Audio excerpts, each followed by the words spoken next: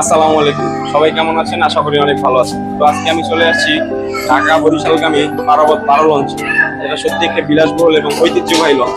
বরিশালবাসীদের জন্য এটি একটি সত্যি অসাধারণ একটা সৌন্দর্যময় জায়গা, এই লঞ্চ ঘাট। এবং সেই সুন্দর সুন্দর লঞ্চগুলো এম খান 7, পারাবত 12, পারাবত 18 এবং যুবরাজ 9 এবং অনেক বিলাসবহুল লঞ্চ কিন্তু এই লঞ্চ ঘাটে থাকে।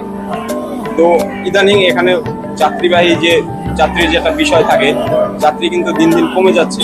এই কমে যাওয়ার যে বিষয়টা, এই বিষয়টা যদি হতে থাকে তাহলে কিন্তু আমরা খুব জলদি এই লঞ্চগুলোকে আমরা হারিয়ে ফেলবো, এই লঞ্চগুলো কেটে ফেলা হবে। এবং অতীতেও আমরা দেখেছি সুরভি 9-এর যে বিলাসবহুল একটা লঞ্চ ছিল সেটা কেটে ফেলা হয়েছে।